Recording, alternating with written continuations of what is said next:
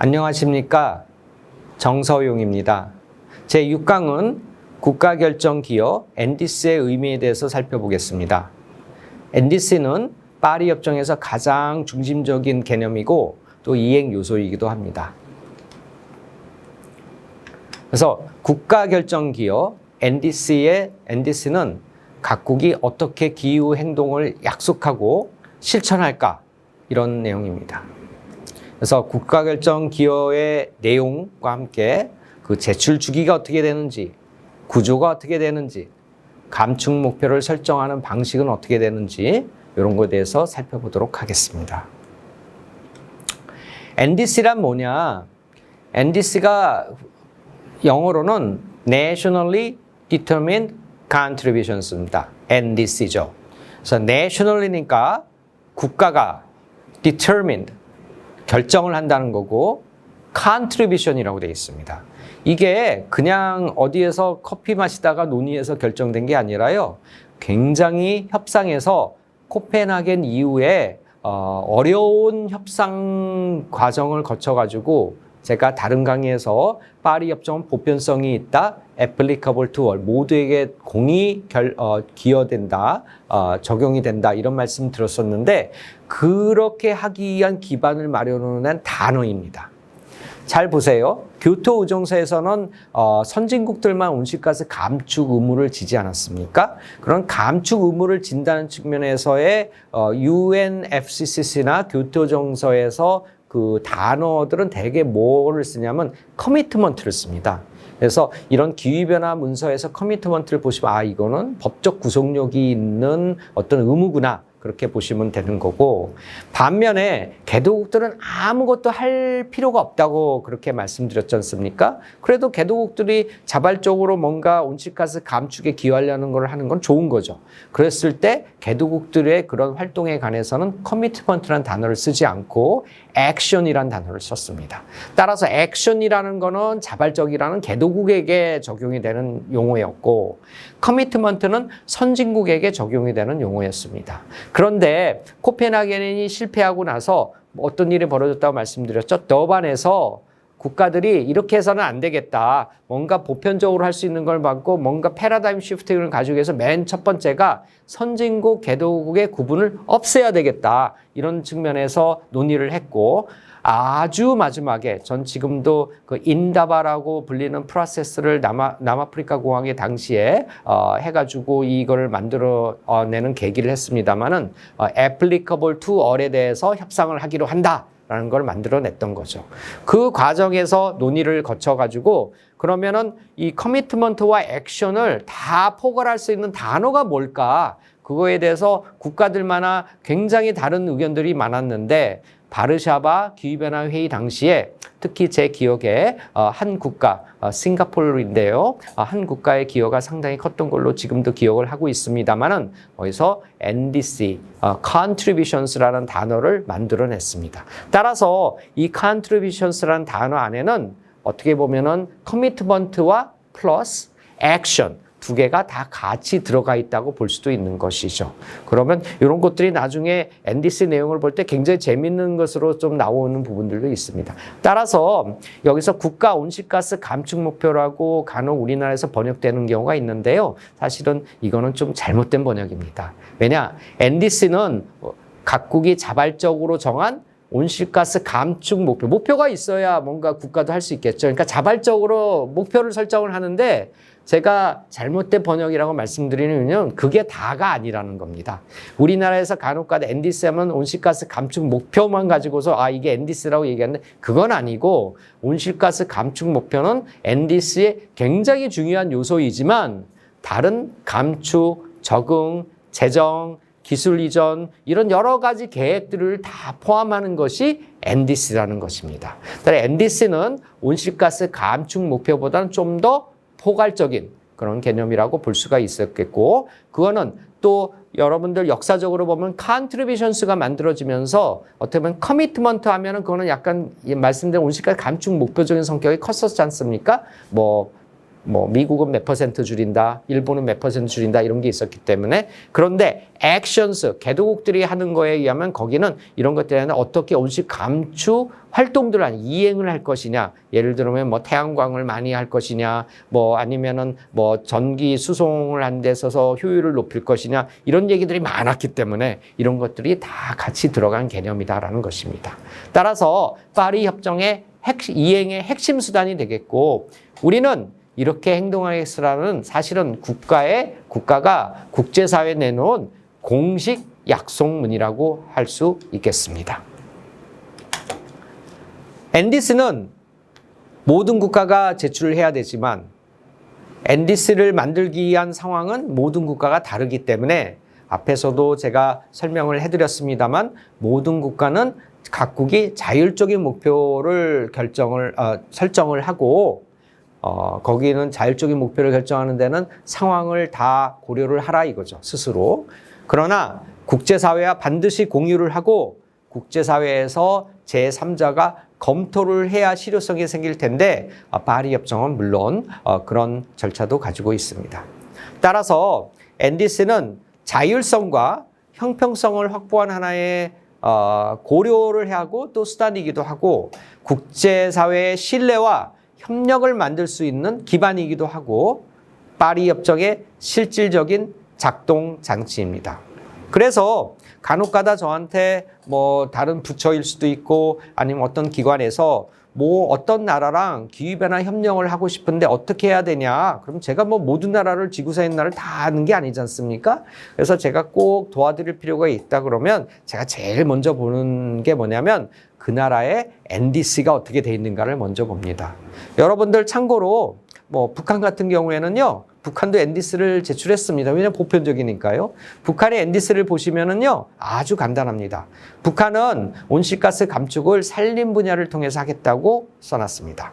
근데 산림에 왜 우리나라에서도 그렇지만 벌채가 있죠? 그거는 옛날에 화전민도 있었고, 그 다음에 화전민들이 왜 있었죠? 에너지와 그 다음에 농업 문제 때문에 그랬죠. 북한도 똑같습니다.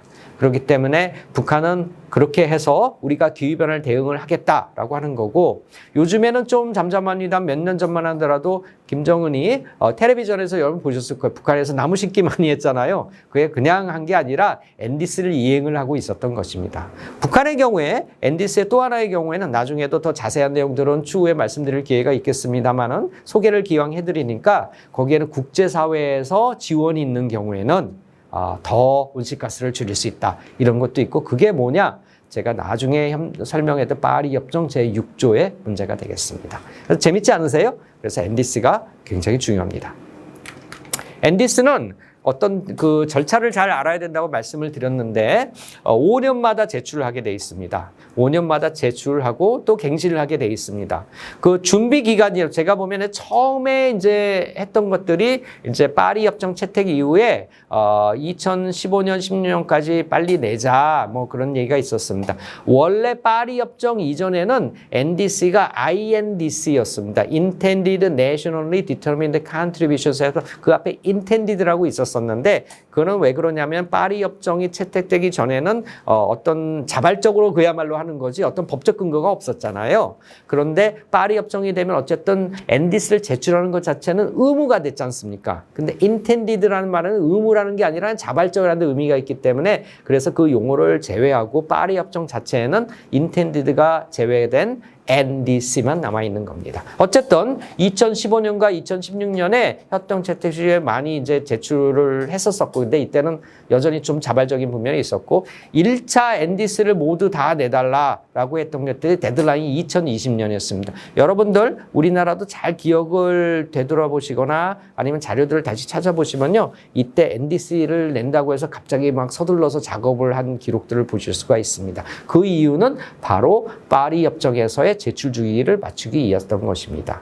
그 다음에는 2025년 정확하게 말하면 사실 작년 말까지 많은 국가들에게 2차에 이제 갱신이 된 또는 새로운 NDC를 내야 되는데 이게 좀 지연이 되고 있는 듯합니다. 요즘에 국제사회가 워낙 지정학 이 영향이 크고 미국의 영향도 있어서 파리 협정 체제 자체도 그런 영향을 조금 받는 듯 싶습니다만 여전히 공고하게 돌아는 가고 있지만 어쨌든 제출하는 게 좀 늦어지고 있고 우리나라도 그런 상황인 것 같습니다. 어쨌든 이렇게 매 주기마다 5년마다 제출을 하게 돼 있습니다. 그래서 이 주기마다 더 야심찬 목표를 제시하는 걸 권장하고 있고 우리는 진전의 원칙이다 이런 말을 합니다.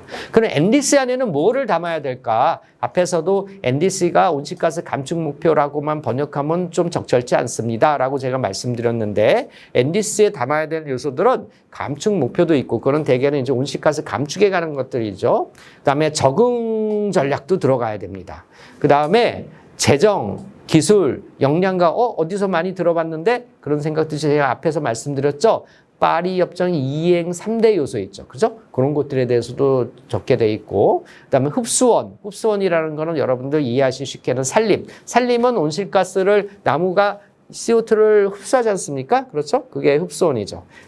여러분들 가만히 생각해 보시면은요. CCS라는 기술도 들어보시잖아요. 탄소를 포집 저장한다고 그러잖아요. 그거는 인위적으로 하는 흡수원이에요. 어떻게 보면. 그죠? 물론 용어는 다르지만. 그래서 흡수원, 그다음에 거기에는 성평등 젠더 문제라든지 공정 전환 문제도 이런 추가적인 것도 선택적이지만 들어갈 수 있습니다. 그래서 NDC가 뭔가를 가만히 생각을 해보면 온실가스 감축 목표를 포함하여 종합적인 기후행동의 계획서이자 5개년 탄소 중립 경제성장 계획입니다.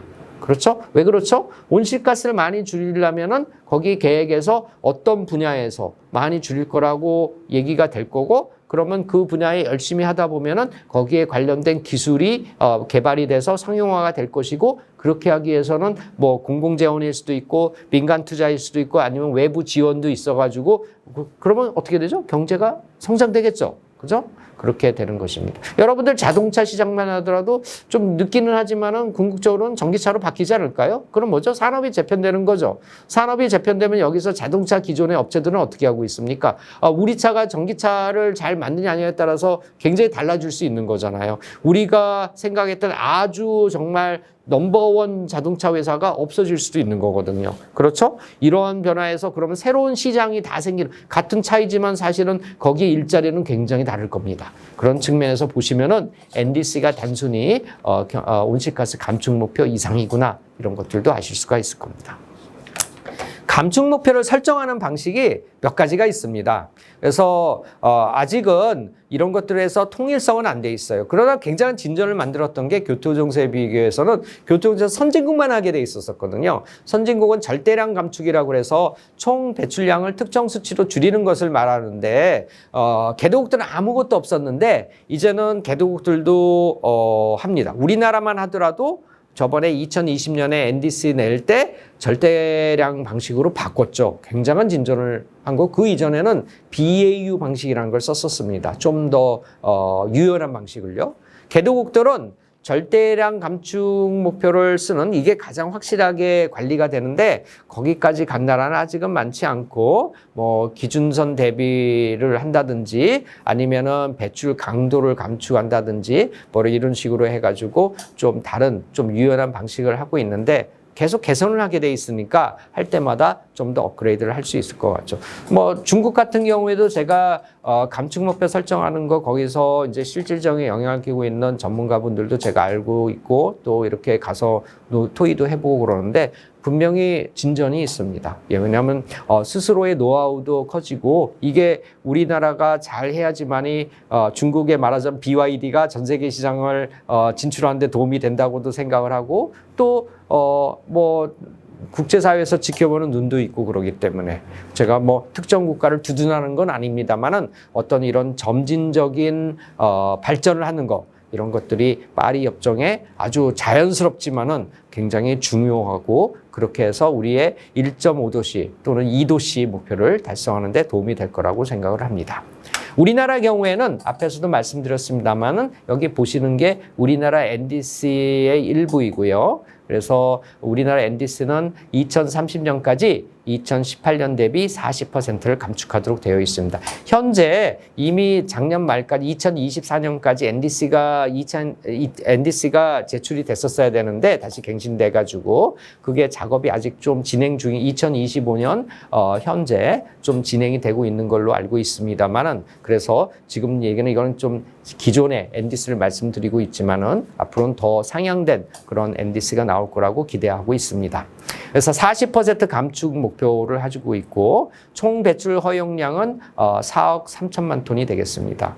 국외 감축 우리나라는 국내에서 줄이는 데는 여러 가지 힘든 면이 있잖아요. 근데 저 기후변화의 특징을 아까 앞에서 말씀드렸습니다만은 기후변화는 온실가스 배출을 줄여야 돼. 배출하면 전 세계에 바로 영향을 주고 그 다음에 기후변화의 영향을 줄이려면 전 세계 온실가스를 줄여야 되기 때문에 파리 협정 체제에서 보면은 특정 국가가 열심히 해서 줄인 것도 있죠. 그 국가가 다른 국가도 줄이는 역량을 더 도와주면 궁극적으로는 좋은 거잖아요. 그래서 그게 가능하게 해놨기 때문에 그게 이제 탄소 시장이라고 알려져 있는 국외 감축의 문제이고 파리 협정 6조가 다루고 있는데 우리나라야말로 그거를 많이 해야지만 왜냐하면 기술도 많고 재원도 많은데 국내에서 하기에는 여러 가지가 비용이 좀 많이 들지 않습니까? 우리나라 최대를 해야죠. 제 말을 오해하시면 안 됩니다. 안 하면 우리나라 최대하면서 더 많은 여력을 가지고서 외국에 줄여주고 거기에서 파리 협정에서는 우리나라에서 줄인 걸로 카운트를 할 수 있는 국제사회에서 우리나라 신인도가 더 올라가지 않을까요?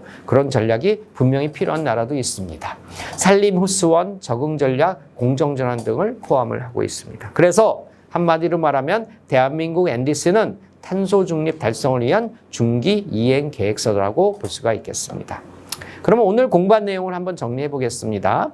NDC는 각국이 제출하는 기후행동 약속이다. 5년 주기로 갱신이 되고 점점 더 높은 목표를 지향한다. 진전의 원칙이 있다는 거죠. 감축, 적응, 재정, 기술 등 그 외에 다른 요소들도 있는데 통합적인 계획서이다. 국가별 상황을 반영하면서도 투명성과 국제협력의 기반을 마련하고 있다. 이렇게 정리를 해볼 수가 있겠습니다. 다음 강의는 NDC 이행과 국제 검토 체계에 대해서 한번 살펴보시도록 하겠습니다.